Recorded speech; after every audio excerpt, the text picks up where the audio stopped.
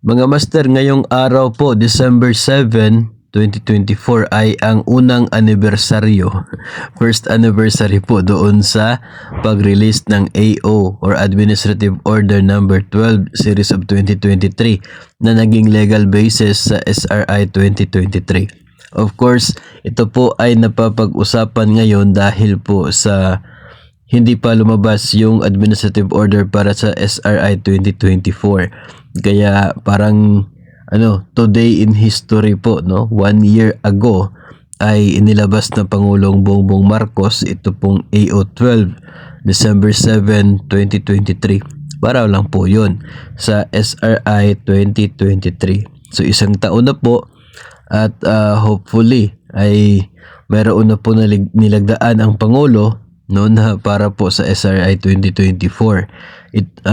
Sa ganun po ay magiging masaya ang Pasko at New Year ng mga government personnel.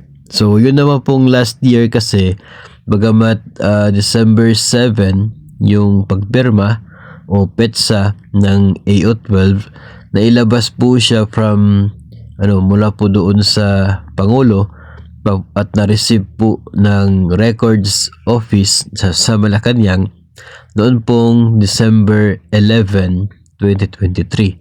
So baka ngayon baka by the date of yung December 11, yung mga petsang ganun, baka doon po maging available yung order na para po sa SRI. Hindi pa naman po sigurado, pero tayo po ay umaasa na sana lalabas po ang order para mayroon na po tayo mga pwedeng expectation for the SRI.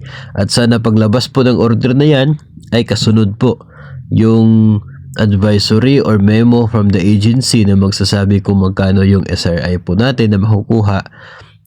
Nang sa ganun po ay hindi tayo mag-expect sa maximum amount. Kung sakali kasi na base sa savings ang SRI, so posibleng hindi magkakatulad ang matatanggap na SRI ng bawat government agency.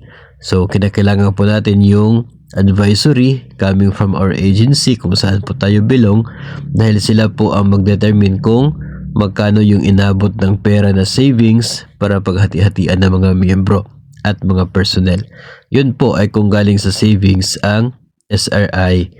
So tayo po ay umaasa na lalabas na ang order para sa SRI 2024. Particular po ngayon na isang taon na ang nakalipas noong nilagdaan ng Pangulo ang basihan para sa SRI noong taong 2023.